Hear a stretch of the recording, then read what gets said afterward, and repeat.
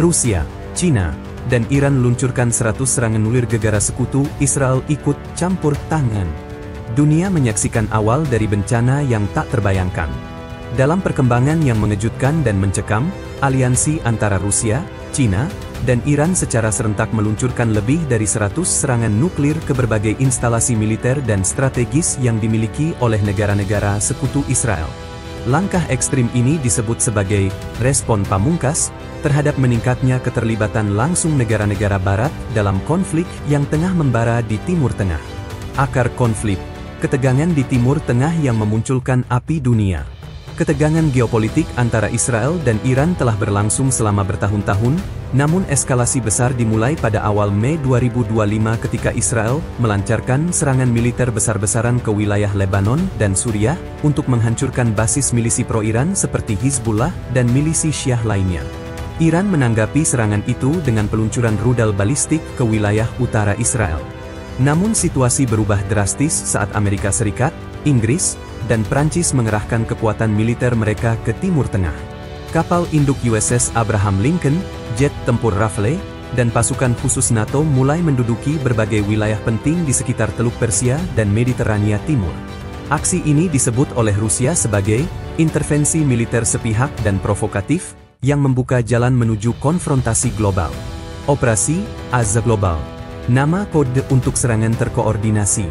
Tanggal 22 Juni 2025, pukul 3 GMT, menjadi titik balik sejarah. Dalam waktu kurang dari 47 menit, lebih dari 100 rudal berhulu ledak nuklir diluncurkan dari kapal selam, silo bawah tanah, dan peluncur mobile milik Rusia, Cina, dan Iran. Rusia menyerang pangkalan NATO di Polandia, Rumania, Jerman, dan Laut Baltik. Cina mengarahkan rudalnya ke instalasi militer Amerika Serikat di Jepang, Korea Selatan, Guam, dan Filipina. Iran memusatkan serangan ke pangkalan AS di Irak, Kuwait, Qatar, serta fasilitas radar Israel dan Arab Saudi.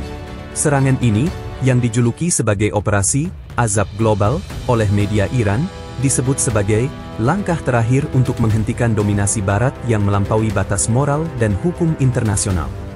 Respon internasional, kejutan, kepanikan, dan ketidakpastian. Dewan Keamanan PBB gagal menggelar rapat darurat dalam 1 jam pertama akibat rusaknya sistem komunikasi satelit yang terkena dampak gelombang elektromagnetik dari ledakan nuklir. Negara-negara seperti India, Brasil, Turki, dan Indonesia menyerukan gencatan senjata, namun tanpa saluran komunikasi yang stabil, seruan tersebut tenggelam dalam kabut kehancuran. Presiden Amerika Serikat, dalam pidato yang disiarkan dari bunker bawah tanah di Colorado, menyatakan bahwa serangan ini adalah tindakan perang terhadap umat manusia dan akan dijawab dengan kekuatan penuh.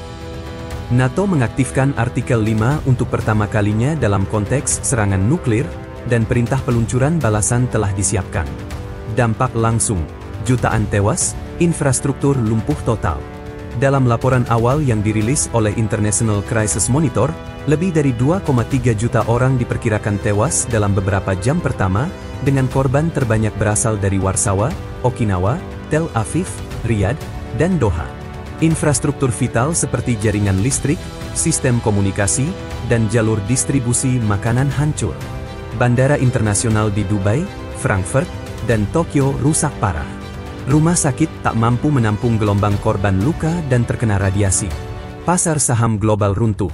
Harga minyak melambung di atas $300 Amerika per barel, dan ekonomi dunia berada di ambang kehancuran total.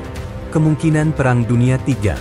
Para analis militer dan pakar hubungan internasional memperingatkan bahwa dunia kini telah memasuki fase awal dari kemungkinan Perang Dunia Ketiga.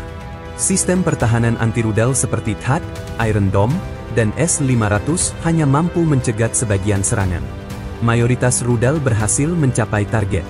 Ini adalah babak baru dalam sejarah umat manusia. Bukan hanya perang, ini pembantaian global terkoordinasi, ujar Profesor Michael Larson, pakar strategi pertahanan dari Stockholm Institute.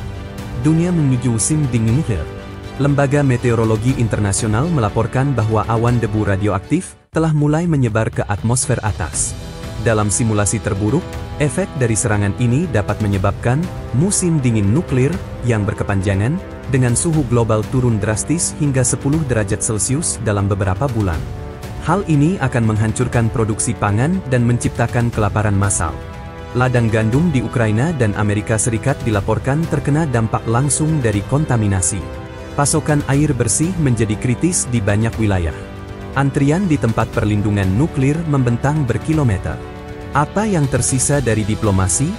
Dengan hancurnya sebagian besar infrastruktur diplomasi dan komunikasi internasional, beberapa negara mencoba mengaktifkan jalur belakang, back channel diplomasi, untuk menahan eskalasi lebih lanjut. Paus Fransiskus, Sekjen PBB Antonio Guterres, serta pemimpin spiritual dari berbagai agama menyerukan gencatan senjata global dan pembukaan jalur kemanusiaan. Namun, situasi di lapangan masih belum menjanjikan perdamaian. Kekuatan-kekuatan dunia terbelah. Sekutu Israel menyatakan akan membalas. Blok Timur bersikukuh bahwa serangan ini adalah balasan yang adil atas pelanggaran kedaulatan di Timur Tengah. Penutup, titik balik atau titik akhir? Sejarah mencatat Perang Dunia Pertama dimulai karena satu tembakan. Perang Dunia Kedua dimulai karena satu invasi. Kini, mungkin Perang Dunia III dimulai karena satu koalisi yang merasa terancam.